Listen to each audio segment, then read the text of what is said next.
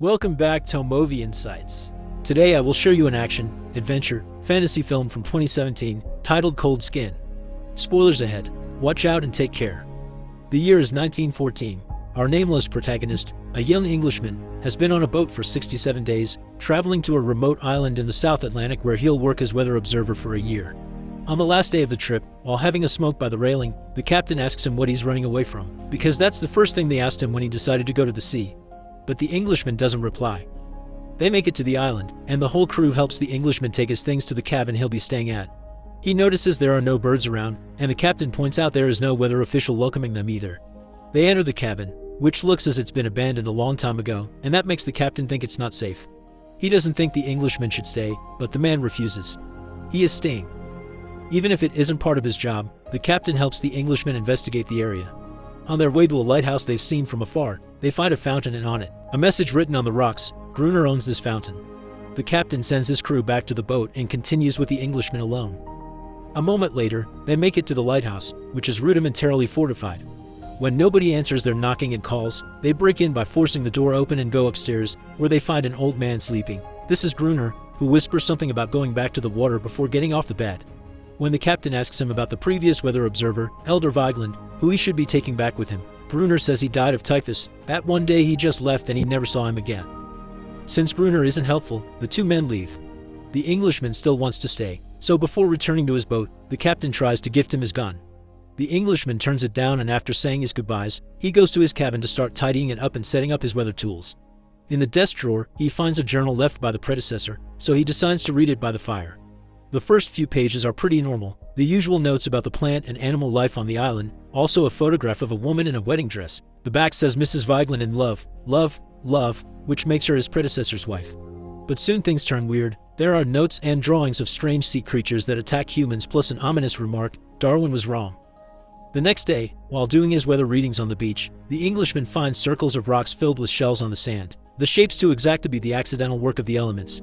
Later at night, while having dinner in the cabin, he hears some strange noises outside the house, growls, and heads to the wood wall. He's slowly approaching the door when suddenly, a monster's paw appears under it. It matches the drawings he saw in the journals. Hearing more of them climbing all over the house, he rushes into the basement and closes the door behind him. He spies what's going on above through a hole in the wood, and when he notices a creature looking at him through the same means, he stabs it with a knife he manages to stick through the hole. They're still out there, though, so the Englishman decides to tie the door handle to the stairs and spends the night in the basement. He comes out the next morning, noticing the blood on the house floor and the strange footprints on the sand. He rushes to the lighthouse, but he's unable to open the door this time. After calling for Gruner a couple of times, the old guy finally opens a window and throws water at him, refusing to allow the Englishman to enter when he asks, tells him he should have stayed on the boat. Moments later, the Englishman is getting the house ready for the night. He seals all windows and surrounds the cabin with a circle of wood and books that he covers with lamp oil. Once he goes inside, he also seals the door and loads a rifle. The creatures arrive soon after that and jump on the windows and door, slowly destroying the reinforcements placed there earlier. The Englishman manages to shoot a few at first, but there are too many of them. So he lights a torch with a lamp and throws it on the wood and paper circle he put around the house, starting a fire that scares the monsters away but he can't control. The cabin catches on fire as well, so the man has no choice to leave the place, burning his hand in the process, and spends the night behind beach rocks and under a rain that begins falling when he gets there.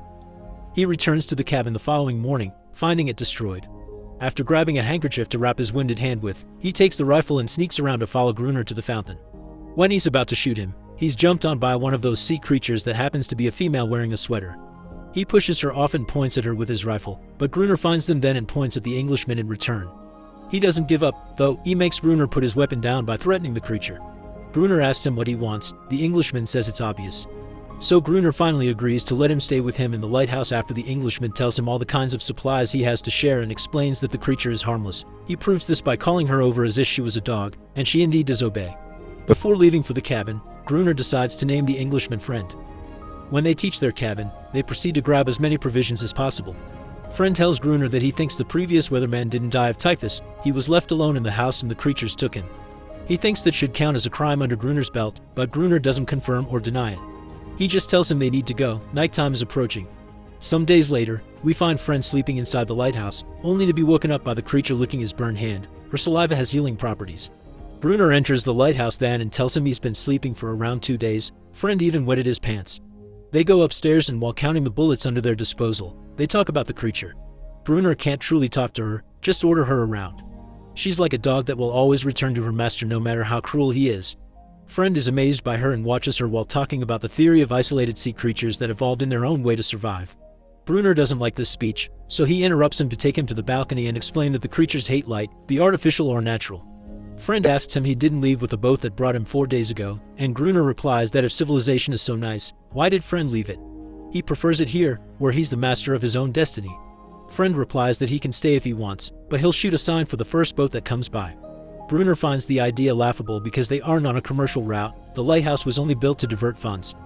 Days pass as Friend tries to restart his life for the second time. While checking out the lighthouse, he puts up a hammock for himself and finds an old diving suit in a chest.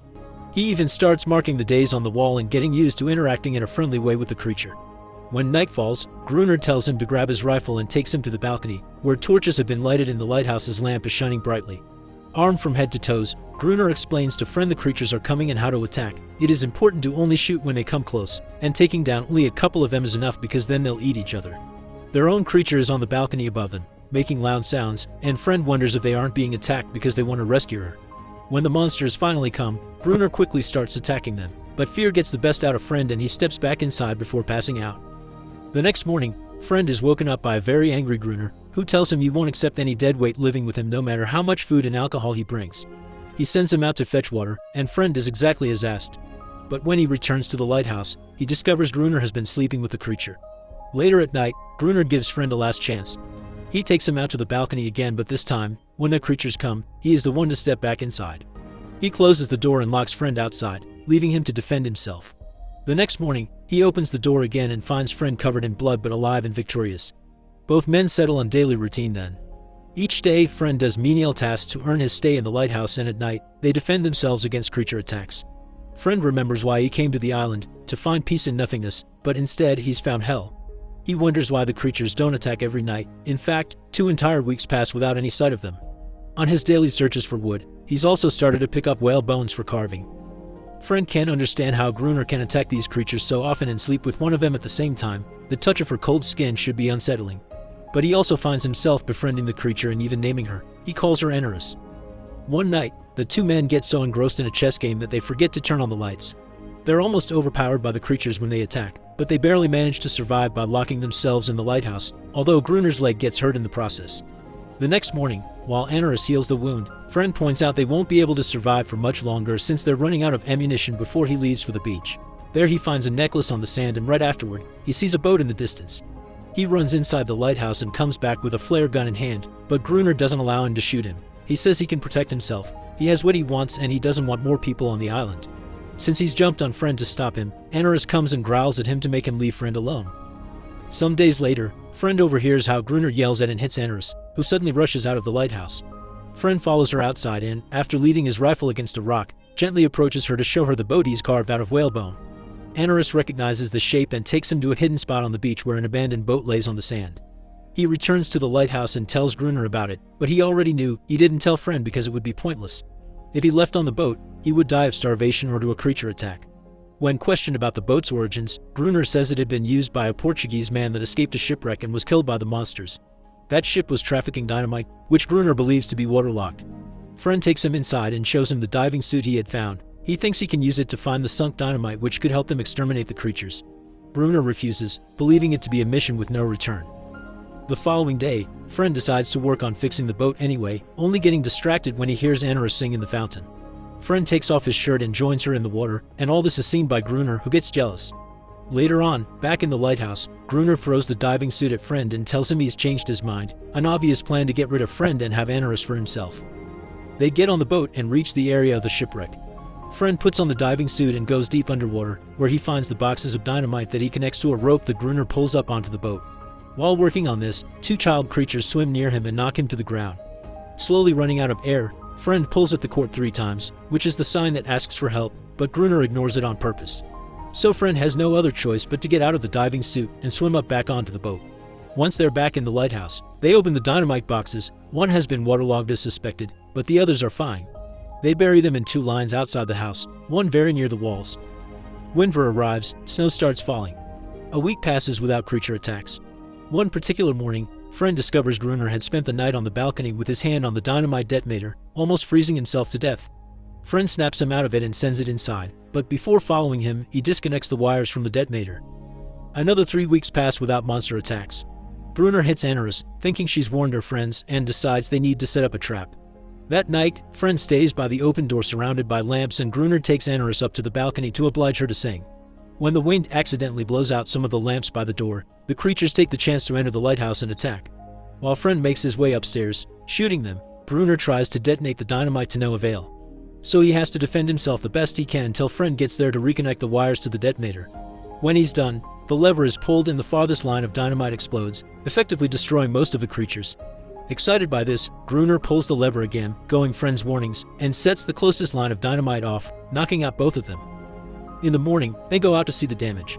Gruner is finishing off any creature that may be left alive, but Friend can't bring himself to do it when he discovers a bone necklace on one of the creatures, a sign of intelligence. Gruner throws the necklace into the water. That night, the creatures don't come, but the two men hear the sad sounds Anarus is making somewhere down on the beach. Gruner explains that's how he found her as a baby, crying while trapped in a net. He also says she always does the same thing, cries a lot but ends up coming back anyway. Friend thinks she's mourning. The next day, while walking along the beach, Friend notices two child creatures on the sea. Trying to be friendly, he prepares something for them, a circle of stones on the sand and the bone boat he carved in the middle. He returns to the lighthouse then, where Gruner is reloading their rifles with fake bullets just so they can keep on inspiring fear. Friend ignores him and goes to the balcony where he uses binoculars to check on his little bone boat. It's still there where he left it. The following morning, Friend finds that Gruner has drunk himself to sleep and a deck of cards has fallen to the floor. Inside the card box, he finds the same picture of the woman he had seen in his cabin, but here she isn't alone, her husband is with her. The words love, love, love are also on the back of this picture. Friend has a realization then, Gruner is a fake name and the previous weatherman hadn't died. Gruner is the previous weatherman, driven crazy by loss and isolation. Upset by this discovery, Friend decides to erase the day count he's been keeping on the wall.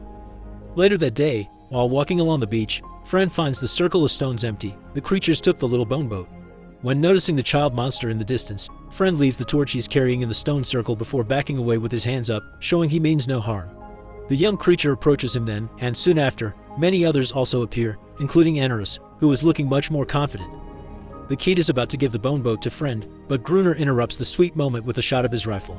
Friend tells him to back away because they were wrong, the creatures are actually friendly. Ignoring him, Gruner orders Anarus to go back to the house, but she doesn't obey. Gruner becomes very upset when he realizes Anarus won't return to him, and he runs back to the lighthouse, mumbling things like nobody leaves Gruner. Gruner leaves. Friend tries to befriend the creatures again, but the kid falls when a shot from Gruner at the lighthouse balcony hits him in the chest.